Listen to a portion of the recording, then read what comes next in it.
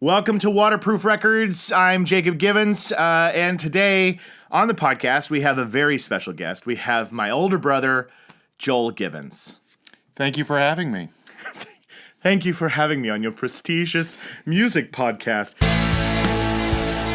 Things are gonna change, I can feel it. If this gonna be that kind of party, I'm gonna... Waterproof Records. Waterproof Records. Waterproof Records with Jacob Givens. This is the first time that I've ever had somebody in the same space. We've had Jared on the show and John on the show, but in the past it's just been Zoom. So we had a little bit of a challenge this morning. We had a USB microphone, and then I borrowed another one so that I could have a mic for both of us. But it turns out you can't run two USB microphones at the same time on the computer without us spending time with workarounds. So we're just winging it with one. Okay. But we're going to pour some mead first, That right? sounds good to me. Yeah. Mm-hmm. All right, what do you want to start with? We have Viking's Blood, which you have enjoyed the most. Blood, That's what you want to please. start with? Yeah. And actually, this is Viking's Blood number 1. The one that you had was Viking's Blood number 2. Oh, okay. So I actually made 2 batches of it, 2 giant So this will be jugs full. slightly different. It's a little different, yeah, actually. So Okay. I'll have a little bit as well. Listen to that ASMR. Mm-hmm. Pour your mead. Mm-hmm. That's a good place to start, right? Perfect. I don't know. You Yeah. want more? No, that's good. That's good. I'm good. We don't want to be lit by the end of the show, Yeah. or do we? Well, maybe. Maybe. So anyway, Joel Givens is my older brother, and he does not live here in Los Angeles. He lives in Indiana. Mm-hmm. But you've only been in Indiana now for 2 years? About 2.5 years. 2.5 years already? Well, cheers. Cheers. Look at us in our tankards here. Let's have a sip. Ooh, Viking's Blood. Great way to start the afternoon. Absolutely. Nothing like a midday mead. Yes. So, anyway, with this mead, which, listeners of the show, I make my own mead. I was really excited to share it with my brother. And I gave him, I have about 4 or 5 different types that I have, and Viking's Blood was the winner. Yeah. Viking's Blood is basically a mead that's made with, whatever honey you choose. I think for this one I chose buckwheat. And I had hibiscus tea and berries, like a whole batch of like frozen. So it was like raspberries, blackberries, like one of those frozen bundles of berries. And you threw it in there. And so then it comes out kind of, red. Yeah. Red in hue. I can definitely taste the hibiscus, and it's fantastic. It's good. And it comes out at about like 13.5 to 14%, I think, roughly. Yeah, this has been a highlight of the trip. Highlight of the trip. So he's, you live in Indiana now for 2.5 years. Before that, it was Colorado. But we, of course, like you guys know, grew up in Tulsa, Oklahoma. And so I've only had 2 other guests on the show. One was my college roommate. The other one is basically family. But this is the real blood relationship here. And you've heard me mention things, stories about our childhood. And I thought, well, you're visiting me here. I was like, I got to have him on the show. And I think the thing we have to talk about is The Cure. The Cure. We have to talk about The Cure because you guys know that the Pumpkins was my number 1 band, the band that I bought everything. And for my brother, it was The Cure. Right? Yes, absolutely. So, when did The Cure fall into your lap? Because he's 2.5 years older than me. So he would, often be the one to clue me in on new bands that he was finding. But do you remember that moment that you, heard them for the first time? I would probably be in when I was in 8th grade, and I'm trying to think what year that would be. Maybe 1987. If you were in 8th grade, 1988. I don't know, man. If you were in 8th grade, I would have been in 6th grade. Oh no, wait, it would so be you're talking older. 90. It's like yeah, 90. yeah, it would be no more like 1990. 1990 or 91. Yeah, Okay, yeah, so you were in 8th 1990. grade, and did you hear them, where did you hear them? So it was on a mixed tape. Somebody had put a few Cure songs on there. Some of them were from Disintegration Yeah, and Mixed Up. yeah, And so those were, it was Fascination Street. yeah. Probably was the first song I remember. Now, I'd seen Love Song on MTV. You had. Yeah, but it was the Fascination Street. I remember listening to that song, and that was really the first time I fell in love with The Cure. Fascination Street. Yeah, for that song. That's a very memorable song for sure. Mm-hmm. But you became obsessed, and it was like to the point of where I think I learned to appreciate The Cure a little bit more later in life. It's not that I didn't like them. I liked The Cure. I bought several of their albums on cassette tape. Actually, my first Cure cassette was Mixed Up, and it was on accident. Mixed Up is an album of their songs, and they're remixed with like additional beats and cuts from DJs' interpretations of them, right? Or something like that. Yeah. So we were at the record store, and I bought a cassette tape just kind of not knowing, this is pre-internet, so I can't do any Googling. I just literally see a Cure album and it says Mixed Up on it, and I buy it, and then I listen to it, and it's all these versions of the songs that were like changed, but that was kind of how I got introduced to them. But you dove in head on and got everything. You had the Boys Don't Cry poster on your wall. You had everything on cassette. Yeah, so it started out probably from 8th grade and 9th grade. I think I can't remember which was the first album that I got, but around that time was when Wish came out. Yeah. And so that was when I was a freshman, and you would have been in 7th grade at the time. Yeah. And so Wish was like the first album that I remember. I had been listening to them, but I got so into them around the time of the Wish album. And I started out in that era with them first. Yeah. So that would have been like right around the Disintegration album and Kiss Me, Kiss Me, Kiss Me, and Yeah. then kind of those albums first.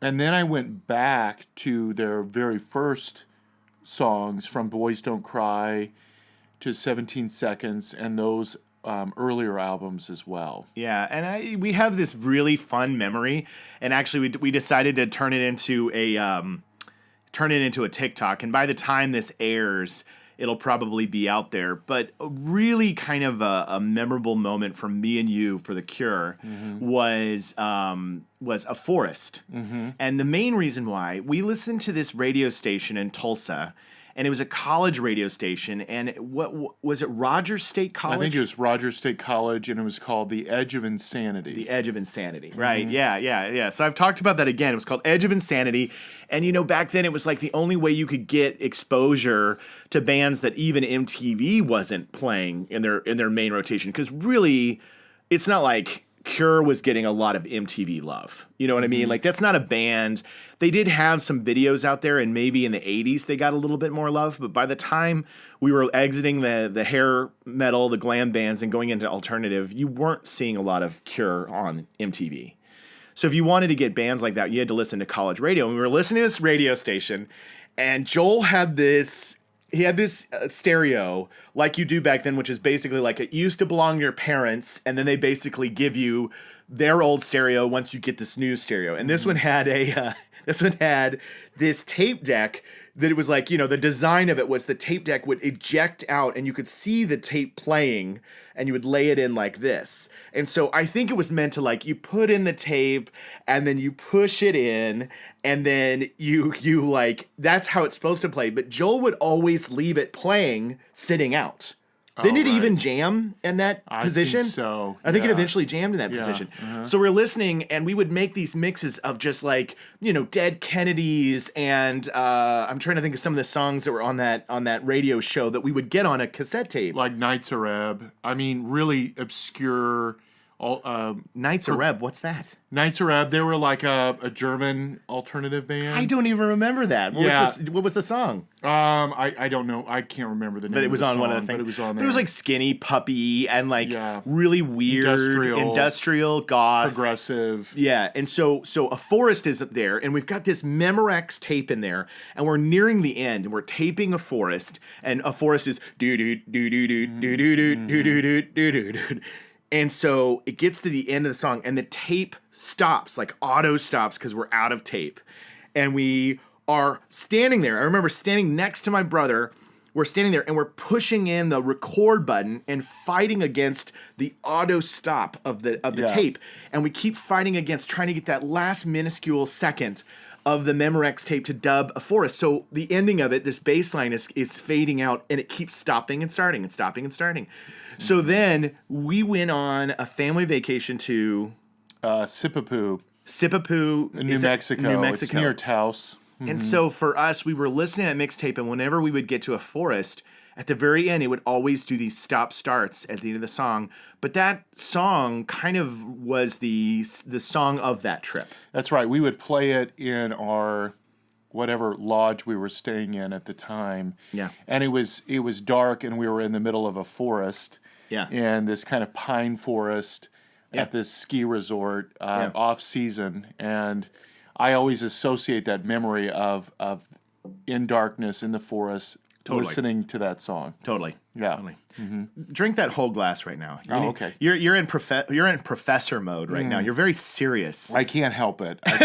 This is just He's a college professor, and so as soon as he's like in lecture mode. He's got this we're addressing one of his classes, and he's teaching him about the history of the Cure. But here you get to be just with me right now and talking about memories and good times and all that stuff. Well, it's so funny because in preparation for this talk, I said I should do some research ahead of time, and I prepared like it was a class lecture. Right. And I was thinking, just like when I stand in front of my students, I don't want to look like I have no idea what I'm talking about. And so there's all this I have to get this right. So that's just my personality. It's going in your head. Well, and look, I do the same thing because honestly, and this is a true thing for the audience.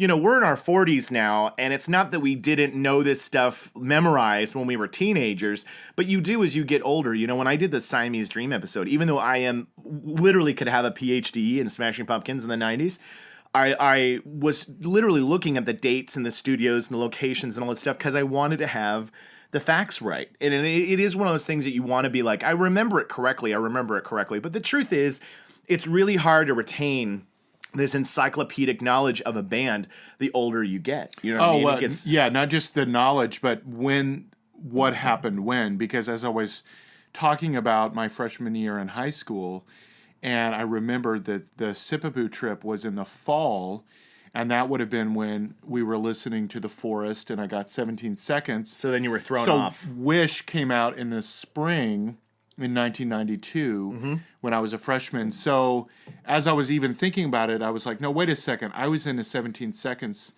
the album before I was into Wish. And so it all kind of gets mixed up. Hey, I just threw that in there. Look at you. Look at me putting in that album title. Throw it in those zingers. It's as if my memory undergoes disintegration. Nothing but Cure puns all day, every day. Just all Cure puns all from Cure here on puns out. Well, so what do you, before we get into, I want to hear what are your top songs of all time or top albums of all time, but I want to know, what do you think it was that drew you in when you heard Fascination Street? Was it the sound? Was it the mood? What was it? I think that the mood that the Cure's music has always evoked in me when I listen to it is an intense, embracing almost loneliness or sadness in a way that kind of felt safe. I that seems like an overused term, but it was almost like I'm going through high school and I needed a place to kind of feel like I could be a teenager and feel sorry for myself and all the things that you do when you're a teenager and you write poetry. And I was thinking about wanting to be in love or afraid of being in love. And I would listen to the music and I would get this really intense, moved feeling of the passion that Robert Smith would put into his lyrics. I could feel along with the music unlike anything else I'd ever heard before. Yeah. Sad, lonely, but happy too at times. Yeah. I think he has this poignant, moving way of writing songs that kind of feel like they're right here in my gut. Yeah. And that's what I've always been drawn to in the music. I love it. And that is a true, and you remember this, I think even as an adult, we feel it. Being brothers, we have this melancholy side to us. We have this sadness. But I know that a lot of you who listen to this show and are passionate about bands, there's a great lyric that I've always held on to from Nirvana. in Francis Farmer, and he says, "I miss the comfort in being sad." Yeah. And I think that lyric echoes in my head all the time. Yeah. Because there is comfort in being sad. Yeah, absolutely. And I seek it out. I chase it sometimes. I want a song that breaks my heart because I like dwelling in that space. And so for you were, he was a very academic kid, really focused on school, much more than me. And so you needed to have a place to kind of go and experience those emotions when you were feeling like you could be vulnerable. Absolutely. And I think, if we go back to high school, there was also like trying to sort yourself into different friend groups. Definitely in the 90s. And the 90s. And so I was a leader because I was in student council. I was an athlete because I was on the swim team. Yeah. I was with a bunch of churchy guys. Yeah. Definitely first child stuff. Yeah, first child. So, Definitely older brother. yeah, kind of like Steve Rogers kind of. Oh, yeah, Captain America. Definitely kind of a Steve Rogers for thing. sure. Captain Yeah. America and the Penguin. I know, no, those are two different universes. But, Well, no, I remember when your girlfriend's mother at the time called me America's Big Brother. She did? Yeah. Kathy? Or No, Kate? Kate's mom. Kate's mom called me America's Big Brother. I'd say that's a pretty accurate I was description. just kind of all American. America's Big Brother, Joel Givens. Kind of apple pie and, all that kind of stuff. But then I had this group of friends that were all in the band. Yeah. And the school band, right? And they were trumpet players, etc. And they were all into The Cure and all kinds of music, and they would wear black. Yeah. And so they had the goth thing going on. Yeah. So every now and then I would hang out with them, and I could connect to the goth because it was like we can be into sadness and death and the morbid side of things. Oh, yes. Yes, and read this kind of poetry. And then I had my other kind of more middle of the road athletes and listening to what's on the radio. Yeah, what's kind of the popular. radio friendly stuff. And so Yeah. I kind of would have both worlds going on. So. But you know what's cool is I've kept up with a lot of people from high school, and there were several younger classes under us that have, we've reconnected over the pandemic and whatnot. And Ben Shelton is one of them. And he was like, I owe a lot of my music knowledge and introduction to the Givens brothers. And then my friend Kara, she also said, you introduced me to Portishead, and you know what? So there were all these people that we grew up with, and this is what I think is kind of neat, is I love being the person, and I'm sure you do too. Even now on TikTok and from this podcast, people who go, hey, Jacob Givens, look, it's the Pumpkins. I thought of you. Yeah. I'm literally like, Yeah. I did it. I've inserted myself into people's psyches to when they hear a band, they think of me synonymously with a band. And that for me is such a cool, victorious moment. And I'm sure if you ever cross paths with somebody from the past and they're like, Joel, I heard a Cure song the other day and it totally reminded me of you. Doesn't that just feel like the coolest thing ever? It's cool. Yeah, I have a few friends that will send me Cure related videos or TikToks or something like that, and will show me something, and I'll go, that's definitely pretty cool. I just love that feeling. So you got introduced to him, and you felt that feeling, which I think we can all relate to the sadness. But what was the standout album for you in that era? And there could be more than one. But what's the okay? So you've got a chance to share the Cure with somebody. You can only give one album.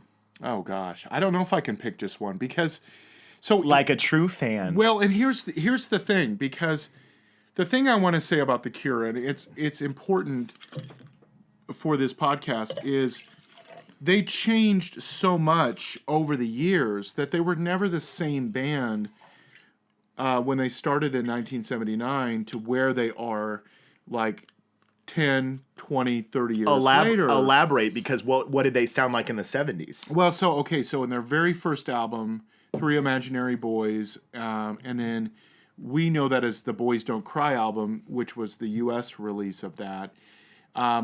These albums were very post-punk. Yeah. And so sounded much more like punk. And then the three albums that followed that, 17 Seconds, Faith, and Pornography, were all really dark and gloomy. Yeah. And that's what kind of cemented their reputation of being like a goth band. Yeah. And so like if you were really into those albums, then you were wearing all black and you were into death and yeah. all culminating in pornography. Like, you know, they say something like, it doesn't matter if we all die or something like that in 100 years. And then they pivoted after that, and they were very much a pop band. So the singles around Japanese Whispers, and then they go into, they make The Top, which is a bizarre album that to this day I have a hard time kind of listening to it fully. It's a stretch. It's like... I think every band does that to us. They throw an album that comes out of left field and you're like, I love the band and I want to be loyal, but I don't know what we're doing, but I'll give it a try. Exactly. I'm like, this is pushing me. I don't know what they're doing, but it's really pushing me. And then they go into Head on the Door, and these were all poppy, but they also had some gloomy element into it. Yeah. But then from then on, they exploded after Kiss Me, Kiss Me, Kiss Me, Disintegration, and then from there on, they were making pop songs, but they were also making these really moving, sad, lonely songs. That's always been there. Yeah, so you'd have like a few pop songs, and then you'd have some really moving, sad, depressing kind of songs going on. So it was like, what albums do I like out of different eras? Because some I remember at certain times of my life that was like, okay, for example, the Faith album with Carnage Visors, my sophomore year, was just an album where I felt lonely and sad, and I got so into those songs. Yeah. And I would go and drive around in my car and listen to Carnage Visors, and it was not just sad and lonely, it was also scary at times. And I liked the fear that I could feel listening to it. But then, like, at another time in my life, I was in college, and Wild Mood Swings comes out. Yeah. And that album, I was much older. Yeah. I was in college, and it was associated with memories of the time. So it's like, that's what's so hard for me to say what my favorite album is, because they represent different times of my life. Yeah, that makes sense. And I would expect a nuanced answer like that from a diehard fan. By the way, I just realized that if you are watching this video, I'm very sorry that the mic stand is obscuring half of my face. So I'm trying to get around it. So I would say, so that's funny, because if somebody was to say which Pumpkins album, I would of course spend a lot of time going like, well, which era do you want? Do you like the heavier? Do you like the slower? There's a little bit of the electronica. There's a little bit of the acoustic and all that stuff. So it has those decisions. Whereas for me as an outsider Cure fan, but didn't spend the time you did, Disintegration is the one that I would say start to finish. I go, Disintegration is the quintessential Cure experience. I would probably agree. I'd say if I had to put on an album start to finish, which every song is amazing and incredible and moving and takes me through a wild ride of experiencing all kinds of things, I don't skip a track, that would be Disintegration. Yeah. And a close second, maybe surprisingly, would be the album called The Cure, which came out in 2004. Really? Yeah, because after so many years, when they seem to be on the decline, they come out with this album. And I know it's close to 20 years ago now, but I was already living in Colorado. I saw them live that summer in 2004. Was it the first time you saw them live? First time I'd seen them live. Wow, and it was for what that a album. wait. What a patient wait that was from going 14 years of being a diehard fan and then finally getting a chance to see them. But I think they opened the show with 100 Years from the Pornography album. Wow. I mean, to be like, we're going to play a song from early goth Cure. They play 100 Years, and I mean, it blew me away. But then a lot of the songs off that album, The Cure, are incredibly solid. And it showed that they still write amazing music. Yeah, yeah. Absolutely. And what I was going to say is I want to tell this story. I have to tell the story, which I've told it briefly when Mom made a cameo on the TikTok. I told this story. We of course had Christian parents in a Christian home, and a lot of you can relate. And I've talked about this before with that, kind of that feel, that torn at my spiritual spirit in my youth about music and the controversy surrounding it. But my mom and dad were getting more protective of the kind of music we were listening to because they found our heavy metal. They found Megadeth and Suicidal Tendencies, and they were worried about that. So that started a new policy, which was whatever albums we bought, we had to present it to them. We had to show them what we had. And we were on a family vacation, and Joel had The Cure's Pornography. That's the name of the album, if you didn't know. And it's a super creepy album. That's 100 Years and Cold is on there? Or no, is that on 17 Seconds? I'm probably mixing it up now. So I think it is on there. So it's got a lot of scary, really gothy type sound to it. And mom and dad are like, well, I mean, look at this title. We got to sit down and look at this. And so they open up the lyrics, they unfold the cassette, and they start reading the lyrics. And it's like, I don't know what song it is. Something small falls out of your mouth and I laugh. Well, that's 100 years. 100 years, right? Yeah. So they start reading it and they start laughing. And you and I start laughing as well because they realize that this title of this album isn't related at all. Well, and also in that song is Meet My Mother. Meet My Mother. That's right. Yeah, Meet My Mother. And the funny thing was, it was my mom reading it. Yes. So it was like, Meet My Mother. Yeah, Meet My Mother. As she was reading it. And so we were all dying laughing. We were laughing because they were reading these lyrics and seeing this deep, poetic, this guy who's just really tortured soul writing these heartfelt lyrics, but they were very bohemian. They were really, really odd poetry, basically. And mom and dad, at that moment, were like, I guess The Cure's fine. We've got nothing to worry about after that. Robert Smith would read something absurdist or in literature, and then he was frequently misunderstood. So, for an example, one of the very first singles to come out, Killing an Arab, right? Yeah. That's a controversial title, and right? People didn't associate it with, this is from Camus' The Stranger. And so he had read that book, and then he wrote a song about it, about the protagonist and what happens in the book The Stranger. And so that a lot of times would happen is that whatever Robert Smith was reading at the time, he would then transfer into lyrics and the songwriting process. And so Pornography just happened to have this almost absurdist free writing, free association. Yeah. Do these lyrics even make sense? Right. And then he tried something completely different the next year. Yeah. Which what was it after that? Well, then it was the Japanese Whisper single. So right after Pornography, Love Cats and Let's Go to Bed come out. Oh my gosh. That is a hard left turn. It was I think the Pornography album was 1982. And then 1983 is Love Cats and Let's Go to Bed. Wow. So really different, really different. But I had to tell that story because it's a funny memory for me, that the forest, the tape stopping and starting. But overall, Joel would always, he would bring me into his room and he would show me these songs. We used to have debates over. There was a steady drum beat to those songs, and I used to be like, "That's a drum machine," and you were like, "Nope, it's not a drum machine." Mm-hmm. Remember that? We used to get in debates over that. But I love The Cure, and they bring back a lot of fond memories of our childhood. And I wondered, did you participate much in the fact that if you were a Cure fan, there was always kind of a rivalry between the Cure and the Smiths? Oh yeah. Did that affect your interest in the Smiths? Because that's Pumpkins had a rivalry with Pavement. Yeah. So I couldn't really get into Pavement because I felt loyal, which now I am into Pavement. I like Pavement now.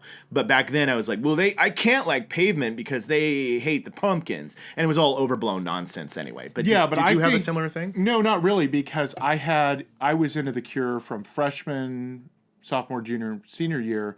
I didn't start getting into the Smiths until maybe junior year. And so somebody had lent me The Queen is Dead.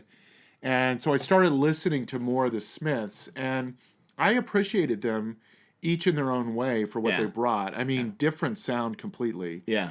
Not just Morrissey, but you have Johnny Marr and what he brought to the band. Johnny Marr, I mean, enhanced everything he touched. yeah, pretty much. and then he, you know, he went on to play with the Yep. and so I mean, I had kind of a simultaneous love for the Smiths and the Cure, and on my you had brought this up at the beginning on my cork board Yes. on Yes. my wall, so I'd put that cork board up. I think I had 2 Cure posters. I think so. I just and remember Boys one Don't Cry. of the Smiths. Yeah. I think I got one of the Smiths in there, so I didn't see although I know Morrissey and Robert Smith weren't That's- like big fans of each other. That's why I brought it up, because here's the funny thing: we're not, you know, you like hip hop and you like rap, but you know, there's always feuds, right? You have Biggie and Tupac, and you have these feuds between East Coast, West Coast. Well, in the alternative realms, they're not like really blown out, like huge overblown feuds between two bands, but there's like somebody says something snobby or snide in an interview, and then the other member of the other band says something snobby and snide in their interview, and that's about all the beef ever is. But I just remember there being like a if you like the Cure, then you can't really like the Smiths, and then vice versa, right? Because Morrissey was kind of an asshat. Yeah, and I never got into that. I mean, I know. yeah, and I think, I know, but it's funny because you know, and I do like the Smiths, and I'm okay with Morrissey. I think he was he's a so much pretentious about his stage persona. Yeah. And what's interesting is somebody could say, well, that's also Robert Smith because he's smearing lipstick on his face and his hair's all messed up. But I always got the sense that Robert Smith was struggling with what fame meant because he was dedicated to music all the way through. I mean, he was always trying to come up with new sounds, new lyrics, new ways to move people. That seems like what his dedication was. And the fact that the spotlight was on him, he never seemed to be okay with that. Yeah. And he was struggling with, how do I be a celebrity in all this? Yeah. And so people would say, well, that whole, you know, putting lipstick on was just a show. I think it was just, and I don't know a whole lot of the story behind why he did it, but I think he struggled with being a celebrity and trying to figure out how to be an artist throughout the whole thing. And that's why I've always had immense respect for him and the band. Yeah, I have a huge amount of respect for Robert Smith. And he's always been kind of the, you know, there was a sketch show, I think, on in the 90s where they had I don't even remember. It wasn't The State. It was something else. But they had this, like... This Old House. This Old House with Robert Smith. Do you remember what that was on? I don't remember the comedian who did it, but I found it on YouTube. You did? It was called This Old House with Robert Smith. Yeah. And it was like him giving you a tour of his home. And he was like, this is a corner where I just sit when I'm really depressed in these cobwebs and stuff like that, right? What was so funny about it is that the person who was renovating the house was like, we're going to put up a new wall here. We're going to clean out all this debris. Yeah. And he goes, no, leave it. Leave the debris. Leave it. And they were like, you want me to leave it like this? And he goes, yes, I like the decay. I like the decay. And he goes, and then at one point he says in the bathroom, it's just like scraps all over the ground. And the guy goes, yeah, of course we're going to clean all this out. And he goes, oh, no, please don't. I like the decay when I'm in the bath. And I just love that whole thing. And I always was wondering, like, if Robert Smith had seen that, I'm sure he has. He found that amusing. I'm sure. You know, we live in the day and age now. Like, this is what's so funny is that people can just send you, you know, back then it's like if you had a joke video or a sketch about Robert Smith, maybe he won't see it. But now, because he more than likely has a cell phone, there's no way that, like, if there's a TikTok or an Instagram video or something made about the Smiths, some cousin of his is like, Robert, did you see this one? You know, like, it's going to be sent his way. That's why bands that I grew up, you know, adoring are seeing videos of me reacting to their songs. And it's so surreal because the divide between the rock star and MTV is now like, oh, well, we can just kind of talk at them whenever we want. Like, they can choose to listen, but it's just crazy. Yeah. I'm feeling that mead. Oh, no, I am too. Yeah. I'm feeling lightheaded. What's interesting about The Cure is they've continued to tour. They did their last. There's the mead. There it is. Their last studio album was in 2008. It was called 413 Dream. Really? It's been that long since they put out 2008. So it's been, what is that, 13 years? Yeah. And they've continued to tour. sometime in there, I guess in 2019, they went back and recorded a lot of new music that has not been released yet. And so, Wow. I mean, I think that it was supposed to be released, maybe a year or two ago, but then who knows with the pandemic and everything. Yeah. That might have slowed down the whole process, but they were, they have this recorded music that will be released at some point. That's awesome. Yeah, I think like 2 albums worth. Is Really? What they've told. Yeah, that's They what pulled they a said. they pulled a Prince. They've just been archiving. Yeah. Yeah, I kind of lost my. This mead is starting to get me. Yeah, So now no, I'm it's starting to fine. lose my concentration. Oh, I was gonna say, okay, let's talk about favorite songs. And it's not necessarily a top 5 or a top 3, but like, what are the ones that are the staples for you that are like you could listen to that one over and over again? Like I would say, if back to the Pumpkins Lincoln, it's hard for me to pick a favorite, but Mayonnaise is the number 1 for me. So do you have a number 1 Cure song? Well, I'd say Untitled off of the Disintegration album is such an amazing song. So that would be one of them. But then, like, what you find a lot of times in albums that, I'd say Wild Mood Swings, it's a bit hit and miss for me. There's some songs on there I love. And then there's some songs I'm like, I don't know how I feel about this. But the very last song on that album is called Bear. And it's one I would just listen to that over and over again. It's such a fantastic song. That is a great song. So a lot of times I think about an album and I think, oh yeah, that's a song I could listen to again and again. So like Push. That's one of mine. Really? That's From one of Head mine. on the Door? Yeah, Push is one of my favorites Yeah. because it is a very opposite of what you'd expect from the Cure song. It makes you want to ride your bike faster. And it makes you want to pump your fist in the yeah, air. it's like go, go, go! Push it away. Push it away! It's so great. That is It's such an anthem. It's like yeah. this is meant to be played at a stadium. Yes. It makes you it makes you excited. Yeah. Yeah. Push, and then In Between Days is another one of my favorites. I love that song, and people cover it all the time. That one gets covered all the time. So yeah, I think that's Push is probably. And then one of my Strange Day on the Pornography album is Yeah. such an incredible song too. favorites. Yeah. So it's like if I had to kind of piece together as I look back at their whole career, and I think what are my favorite songs of all time? I don't know. I mean, it might take me a moment, but I can pick out some along the way that are. I also love incredible. from the Edge of the Deep Green Sea off of Wish. I love that song. Yeah. From the Edge of the Deep Green Sea. Great song. Yeah. I used to get so emotional to that one. I used Yeah. to sit in my room and play that song and just be like, put your hand to the sky. Oh, yeah. Remember, be here forever and never say goodbye. I remember actually I was a senior in high school, and I was dealing with like a breakup or some kind of relationship thing, and I was at this state swim meet, and I walked into this other room with my headphones and listened to Letter to Elise. Oh, I love that song. And just felt like the sadness and just how heartbroken I was. Yeah. Yeah. There was a girl in my class in middle school whose name was Elise. And I remember being attracted to her specifically because her name because was of the Elise. song. Because of the song. Yeah. Like I would look at her and I would hear like, oh, Elise, it doesn't matter what you do. And I was like, I think I love her. And it was just because of the song title. Yeah. But okay, that's fair. Those are fair choices on the song titles.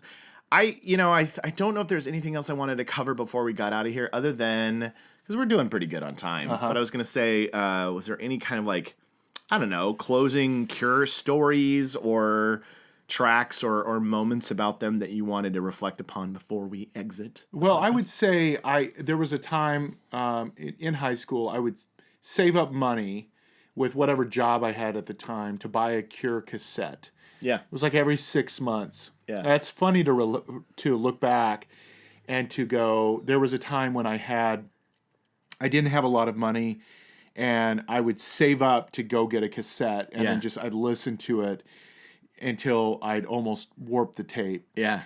And one of them, the one that had a huge impact on me was the Standing on a Beach or Staring at the Sea. Staring at the Sea, which was the name of the CD, but the name of the tape was Standing on a Beach, Yep. right. And the Standing on the Beach one had the B-sides to it. Yeah. So on the A-sides, it was all the singles, Charlotte Sometimes, Love that song. Charlotte which Sometimes. came out around the time of the good. Faith album. Yeah. But I was listening to all those A-sides, and then on the B-sides, there were all these obscure, strange, one called Splintered in Her Head. Splintered. And I That's remember, a freaky one. Yes, I remember getting you into the room and turning out all the lights. Yeah. And all these kind of tribal sounds was of Robert great. Smith kind of making these Yeah. kind of Cries? moans and Yeah. yells and I just remember feeling afraid and loving it. Yeah. And just getting into it. And then I would kind of look out and see what other projects was Robert Smith involved in. And at the time, he and How did you find it though? Because this is the interesting thing. What was your source? Like, how could you research and find other bands? Do you even remember? I think it was our friend Matthew Haswell who had an encyclopedic Knowledge. of bands. Yeah. And he said, "Oh, if you're into The Cure, you would get into Susie and the Banshees." Yeah. Because the two of The Cure and the Susie and the Banshees, they actually did a lot together. Robert Smith played with Susie and the Banshees. And so there was quite a lot of overlap with that band. So I knew some of their work. And then they did a collaboration album called The Glove. Yeah, this is a deep like cut, deep ladies cut. and gentlemen. Yeah. So and I got The Glove, and I remember hearing these songs. So some of the songs, Susie Sue is singing, some Robert Smith is singing, but it's a great album, and I was always just looking for these new projects. What's amazing, I'd say, in the last 20 years is that Robert Smith has become such a big deal. He's sought after, and then he's in all of these projects where it's like he's singing in a like we were just Churches. the Churches song. He's a guest vocalist on a Churches song, which is great. Yeah, so now you go, I'll hear a song and I go, oh, that's Robert Smith. So like all these bands have kind of roped him in. So he's still singing, he's still performing. And then The Cure was inducted into the Hall of Fame a few years ago. I didn't know that. And Go Cure. the Rock and Roll Hall of Fame. Yeah. Trent Reznor did the opening speech for them. Really? Yeah, it's really a great speech. But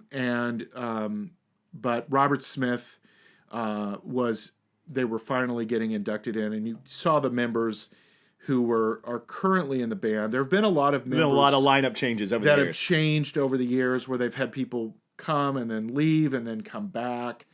And Robert Smith is the only person that has been the one constant member. Yeah, he is from the Cure. very beginning He's the Cure. all the way through. Yeah, because you had members like Gallup. Simon Gallup. Simon Gallup. So when you look at the album, you'd see the names on the Simon Gallup is albums. the bass player. And he was with him for a long time, I feel like. He long time. left and then came back. And then the drummer, I can't remember his name. Lawrence Tolhurst. Oh, see? This is So this is part of the research I did ahead of time. But I bet you it was in there. It was in there. Of course I remembered, because like Poor Old Thompson is another person that's been with them for a long time. And then you had some people who came in later.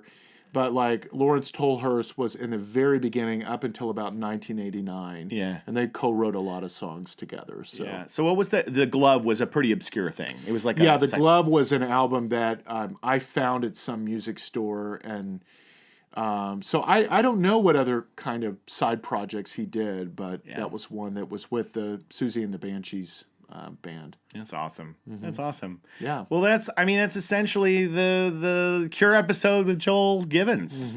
We're gonna go to the beach now, and we drank mead. Yes. We probably should put some food on our stomachs. Yep. I was trying to think if there was any other last closing thoughts I had about the Cure before we wrap things up, other than just he really is a mood. Robert Smith is a mood. I like to imagine that members of his family call him Bob. Yeah. I like to picture Bob that Smith? like I like to picture that he's at home and they're like, Bobby, Yeah. could you hand me the tea kettle? Uh-huh. Bob Smith. Yeah. Bobby Smith. But yeah, he's a legend. He's a Well, legend. and I think the other thing that I have heard about him is that he's very different from how he's depicted. Okay. So that, like, if he seems gloomy or dark, and that's the whole joke about this old house or whatever, where he says, "I like the decay." Yeah. That he's really not like that in real life. Yeah. That he's a musician, and that he's somewhat shy and introverted. Yeah. Yeah. You get that from him. yeah, I can tell. He's When he introverted. gets up on stage, I mean, he's clearly wants to play his music, but he's not a play to the crowd or everybody look at me kind of person. Yeah.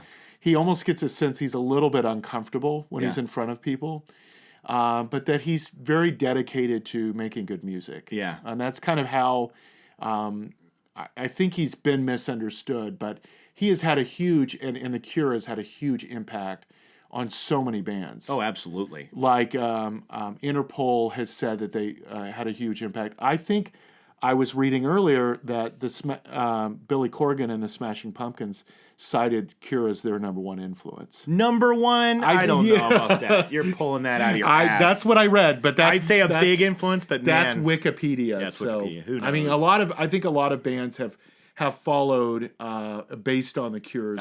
I can see that for sure. Yeah. And what I was going to say, that you reminded me because we were talking about his introvertedness. I think I picked up on who Robert Smith was probably like off stage when we watched, and it doesn't get a lot of attention, the MTV's Unplugged of The Cure. Oh, we had right. that taped. We had that recorded off TV on a VHS tape. And that's, they're sitting around with candles, but he was like sitting down and he was like, "This one's called The Blood," and he was just like, he was playing his songs and doing the Caterpillar. And I love the version of the Caterpillar from the MTV's Unplugged. Oh, right. But that was that MTV's Unplugged doesn't get a lot of attention, I don't think. So I should maybe do like a video on it at some point in time. But anyway. Well, all right, Joel, my older bro. Let's wrap things up. Thanks for coming on Waterproof Records and talking about your favorite band of all time, The Cure. Yeah, absolutely. All right, we'll see you Happy to next be here. time. Yeah. Oh wait, sorry, I cut you off. Go ahead. Oh no, happy to be here. I'm He's glad I could happy. participate in this. Yay! Very happy. Yay! Yeah. And we got him out of professorial mode. We got him into more relaxed storytelling. That's mode. right. So we did it. Yeah. We did it. Yeah, thanks to some mead. See you next time. All right. Bye. Things are gonna change. I can feel it. If this gonna be that kind of party, I'm gonna